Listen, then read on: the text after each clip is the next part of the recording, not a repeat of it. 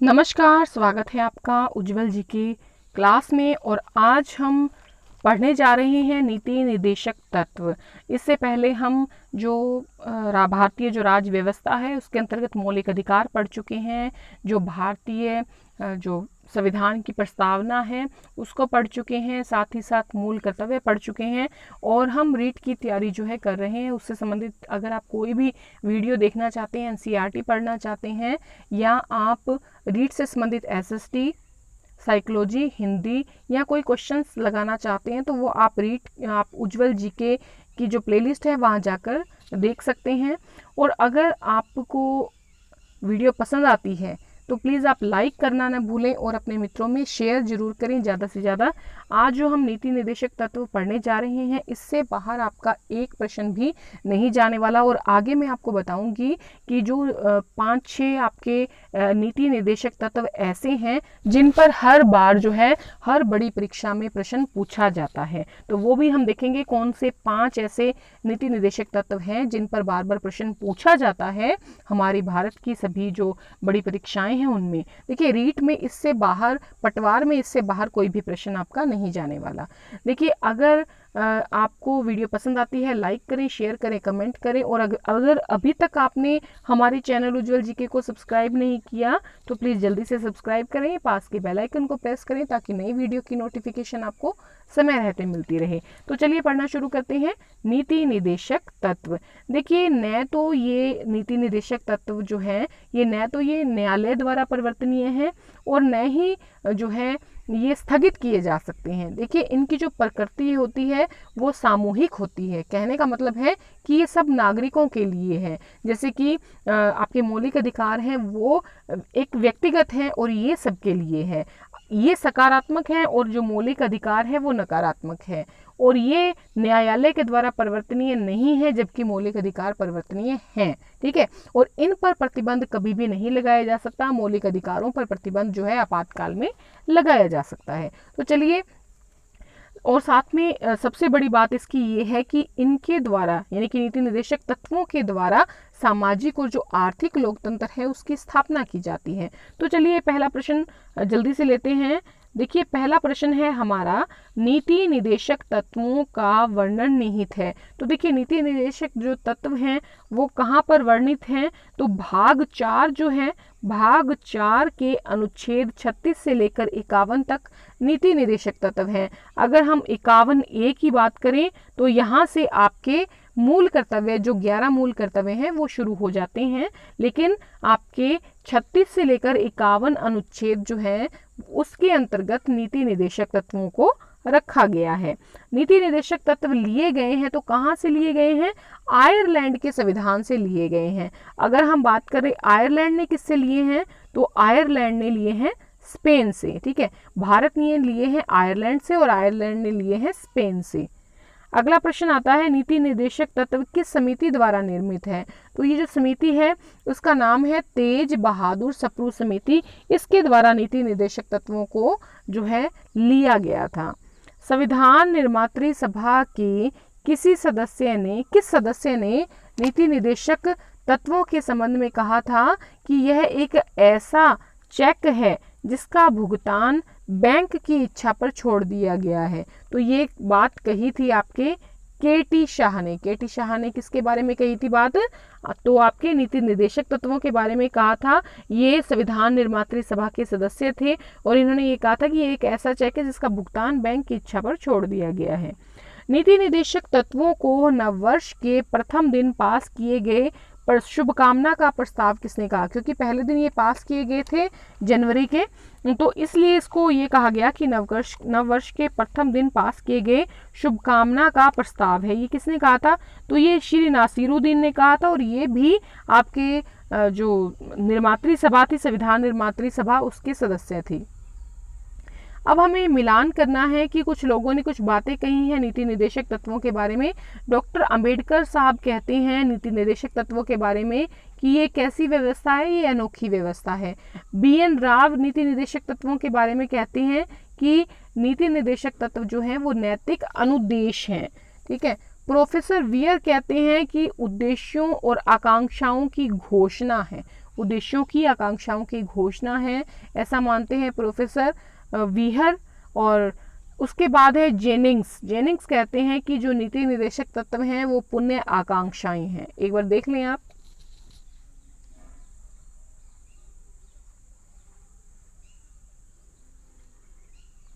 अगला प्रश्न आता है हमारा, सामाजिक, आर्थिक और गांधीवादी लोक कल्याणकारी राज्य की स्थापना करना उद्देश्य किसका है? तो देखिए, सामाजिक, आर्थिक, गांधीवादी लोक कल्याणकारी सिद्धांत भी इसी का है, नीति निर्देशक तत्वों को कहा जाता है।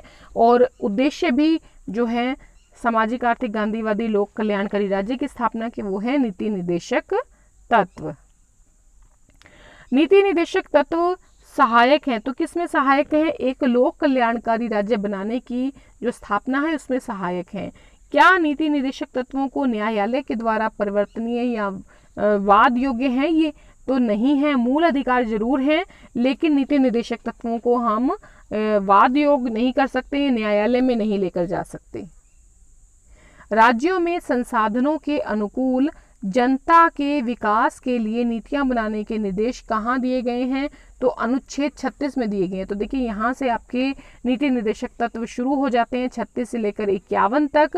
नीति निर्देशक तत्व हैं 51A से आपके मूल कर्तव्य शुरू हो जाते हैं। तो देखिए, राज्यों की बात की जाए, अगर हम बात करें राज्य को परिभाषित किस में किया गया है, तो अनुच्छेद जो 36 है उसमें राज्य को परिभाषित किया गया है। लोक कल्याणकारी, अच्छा, मैंने आपसे पहले बात की थी कि हम कुछ जो है बढ़िया अनुच्छेद देखेंगे जो हर परीक्षा में पूछे जाते हैं। तो आप ये याद रखें, 40, 48, 48A, 50 और 51, ये ऐसे आर्टिकल हैं जो लगभग सभी परीक्षाओं में पूछे जाते हैं और यही सबसे ज़्यादा पूछे जाने वाले हैं। तो इनकी बात हम पहले करेंगे और उसके बाद हम बाकियों की बात करेंगे। तो सबसे पहले अगर हम बात करें 37 की, तो 37 में ये कहा गया है कि लोक कल्याणकारी राज्य की स्थापना जो है वो की जाए। देखिए, भीमराव अंबेडकर जी हैं, उन्होंने क्या कहा था कि जो राज्य नीति निर्देशक तत्वों का प्रयोग नहीं करेगा उसका अगले चुनावों में पतन सुनिश्चित हो जाएगा, ऐसा मानना था आपके भीमराव अंबेडकर जी का। तो देखिए, राज्य अपने आप को परिभाषित करता है अनुच्छेद 36 में, नीतियों को बनाने की बात करता है, जितने भी संसाधन हैं राज्य के अंतर्गत वो जनता की नीतियां बनाएगा, अनुच्छेद 36 में। लोक कल्याणकारी राज्य की स्थापना की बात की गई है 37 में। अब ये बहुत इंपॉर्टेंट है, गांधीवादी सिद्धांत की बात कहाँ की गई है, मतलब गांधीवादी सिद्धांत किसको कहा जाता है? तो अनुच्छेद 40 को गांधीवादी सिद्धांत कहा जाता है। सीधा सीधा प्रश्न जो है IAS में पूछा गया था, गांधीवादी सिद्धांत कहा जाता है, तो अनुच्छेद 40 को कहा जाता है। ग्राम पंचायत का संगठन की बात की गई है, तो ये किसमें कही गई है? अनुच्छेद 40 में कही गई है। तो दोनों बातें याद रखिएगा। कृषि और पशुपालन के संगठन का प्रावधान है, मोस्ट इंपॉर्टेंट, ये 40 भी इंपॉर्टेंट है। कृषि और पशुपालन के संगठन का प्रावधान किसमें दिया गया है? तो ये आपके दिया गया है अनुच्छेद 48 में दिया गया है। कृषि पशुपालन की बात की गई है 48 में। पर्यावरण संरक्षण, वन्य जीवों की रक्षा का प्रावधान दिया गया है, ये भी बहुत इंपॉर्टेंट है। 48A में पर्यावरण संरक्षण की बात की गई है, वन्य जीवों की रक्षा की बात की गई है। अनुच्छेद 51 में क्या कहा गया है? इसमें अंतर्राष्ट्रीय जो शांति है और सुरक्षा है उसकी बात की गई है, उसका प्रावधान रखा गया है। 51 में क्या है? अंतर्राष्ट्रीय शांति और सुरक्षा की बात की गई है। न्यायपालिका को कार्यपालिका से अलग करने का वर्णन कहाँ से मिलता है? मोस्ट इंपॉर्टेंट है, न्यायपालिका जो है उसको कार्यपालिका से अलग करने का वर्णन हमें मिलता है 50 में। अंतर्राष्ट्रीय शांति सुरक्षा की बात होती है 51 में। स्त्री पुरुषों को समान अधिकार दिया जाएगा, वेतन के रूप में, आजीविका के रूप में, कार्य के रूप में, तो दोनों को समान अधिकार की बात की गई है। किसके अंतर्गत की गई है? अनुच्छेद 39 में की गई है।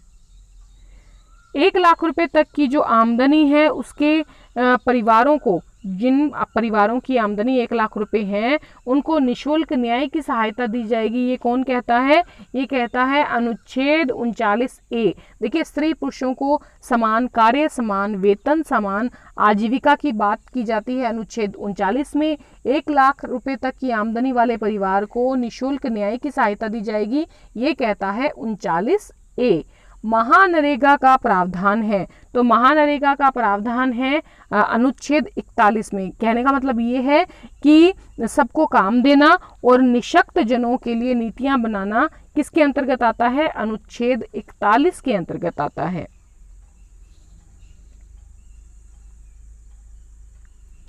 प्रसव काल के दौरान महिलाओं को 180 दिन यानी कि 6 महीने का सवैतनिक अवकाश यानी कि वेतन के सहित अवकाश का प्रावधान किस में रखा गया है? ये भी इंपॉर्टेंट है, 42 में रखा गया है। ठीक है, प्रसव काल के दौरान 6 महीने की छुट्टी और वो भी वेतन के साथ दी जाएगी महिला को। अनुच्छेद 42 में ऐसा कहा गया है। 41 में कहा गया है कि सबको काम दिया जाएगा और जो निशक्त जन हैं उनके लिए नीतियां बनाई जाएंगी।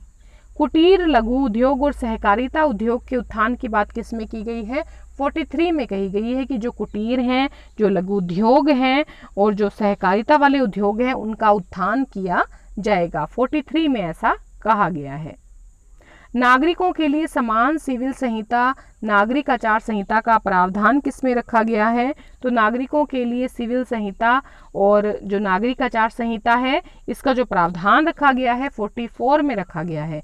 कुटीर लघु उद्योग सहकारिता उद्योग के उत्थान की बात 43 में की गई है और नागरिकों के लिए, सभी नागरिकों के लिए समान सिविल संहिता और नागरिक आचार संहिता का प्रावधान 44 में रखा गया है। 6 से लेकर 14 साल तक के बच्चों को निःशुल्क अनिवार्य शिक्षा का प्रावधान जो है पहले अनुच्छेद 21A में भी है। तो ये प्रावधान किस में रखा गया है? ये 45 में रखा गया है। 6 से लेकर 14 साल तक के बच्चों को निःशुल्क अनिवार्य शिक्षा का प्रावधान अनुच्छेद 45 में रखा गया है। और 44 में क्या रखा गया है?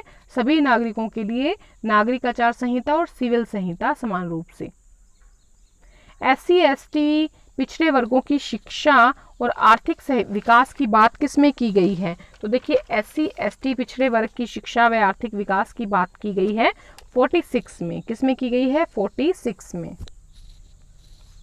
6 से 14 साल तक के बच्चों को अनिवार्य निःशुल्क शिक्षा की बात की गई है 44 में और 45 में, और 46 में SC ST पिछड़े वर्गों की शिक्षा और आर्थिक विकास की बात 46 में की गई है।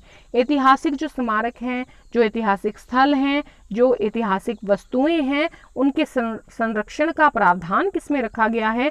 तो उनके संरक्षण का प्रावधान 49 में रखा गया है। किस में रखा गया है? 49 में रखा गया है।